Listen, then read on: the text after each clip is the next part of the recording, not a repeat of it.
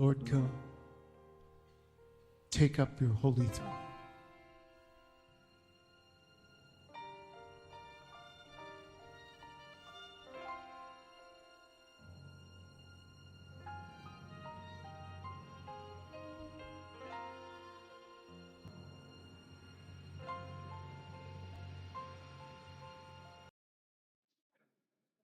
Olá, queridos, amados do Senhor Jesus Cristo, queridos e amados irmãos do grupo Mensagem do Pastor, do Púlpito, queridos e amados que me acompanham pelo canal do YouTube, muito bom dia, né? Sexta-feira, último dia da semana. Eu resolvi aí o problema técnico, né, com os meus instrumentos aqui. Vamos ver se voltamos aí à condição antiga, né? Olha, queridos, depois de alguns momentos de oração, veio à minha mente pegar um material de arquivo. Eu tenho muito material arquivado, né? Do tempo que eu fiz seminário teológico, né? Que eu fui formado com o título de bacharel em teologia, título imponente, não é verdade?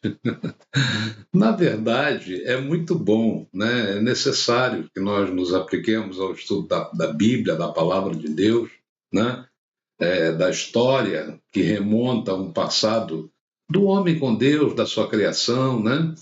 E como sempre eu disse, né? Sempre pautei os meus estudos em assimilar os princípios instalados na palavra divina, na palavra divinamente inspirada, né? O homem, nós sabemos, vive hoje apegado à religiosidade, que é uma importante condição da vida humana, sem dúvida nenhuma, né?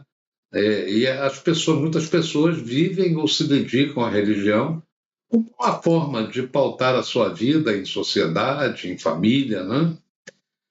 Estudar a Bíblia é uma das tarefas, eu diria, mais importantes e especiais, né? Para as pessoas que se dedicam não só à área da teologia, mas também à área da fé, né? Da fé cristã. Nós sabemos que muitas lideranças religiosas fazem uso desse instrumental religioso para se sobressaírem, né, aos seus interesses, por meio, infelizmente, de manipulação religiosa, né? É aqui que eu falo de um método eficaz e infalível que eu aprendi, né, para a compreensão das revelações de Deus nos textos da Bíblia. É a exegese. Você já deve ter ouvido falar de exegese. Eu já falei muitas vezes lá na igreja. Dá trabalho, dá, despende tempo, despende, mas eu digo que o resultado é muito mais eficaz e traz assim uma sensação de plenitude, né? Então, dito isto, né, a exegese é um instrumento de estudo da teologia, né, que oferece um resultado sério, sistematizado da Bíblia, né, e tem o objetivo de esclarecer melhor a análise do texto, né, para que não haja manipulações, deturpações, né, além de oferecer uma interpretação segura, né, porque nós estamos avaliando os textos originais, né. Você pode me perguntar, mas pastor, o que é exegese?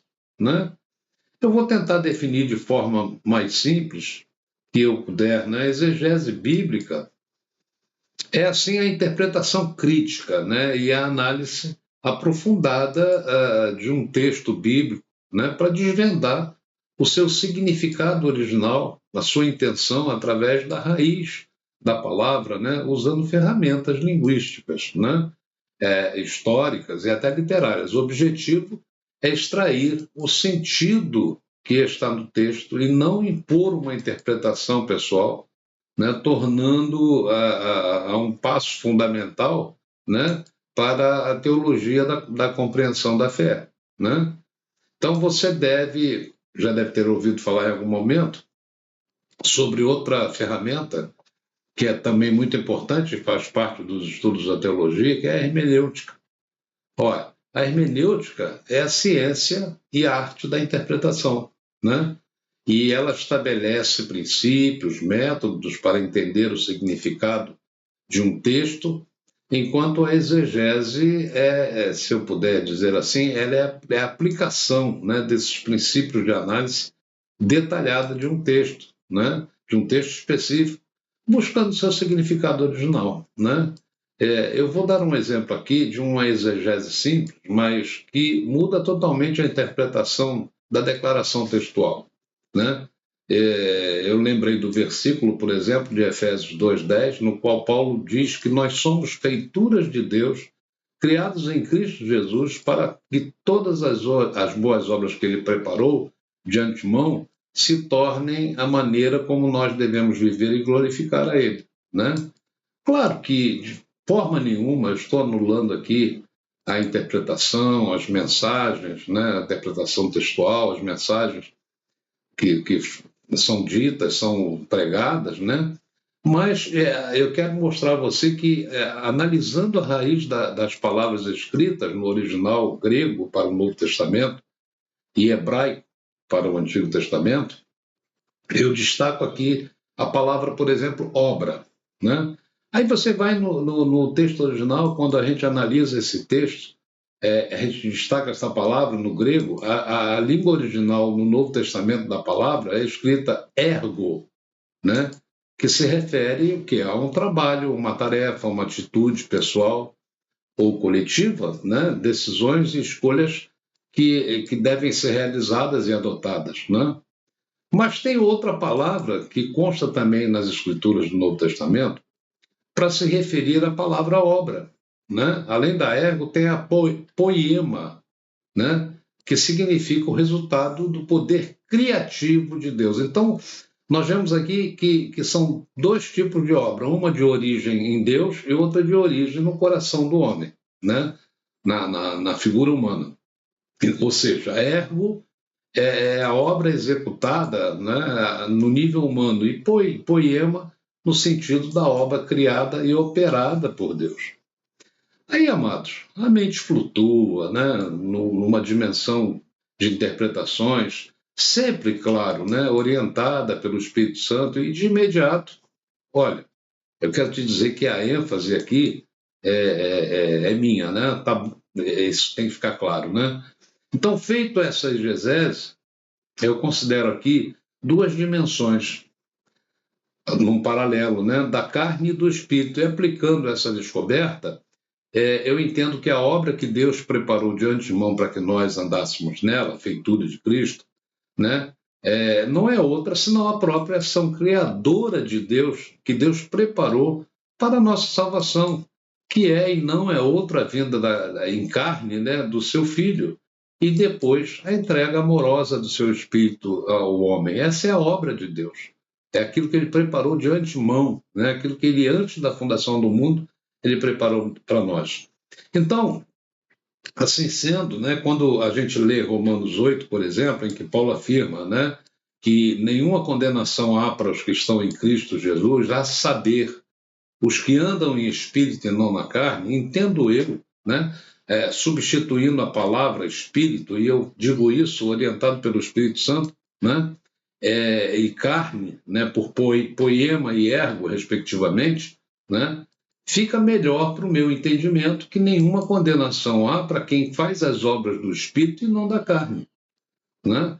E aí, irmãos, eu afirmo com toda a convicção que só agirá no poema quem receber verdadeiramente o Espírito Santo através da fé e aliança em Jesus, né? Claro, nessa condição, se alcança o fruto do Espírito, né? Que é o capacitador para que andemos na poema e não na ergo, como diz Paulo em Gálatas 5, quando ele afirma que o fruto do Espírito, ou seja, o fruto do poema, a obra transformadora de Deus é amor, alegria, paz, paciência, né? Bondade, fidelidade, mansidão, domínio próprio, e ele termina dizendo, não há lei contra estas coisas, né?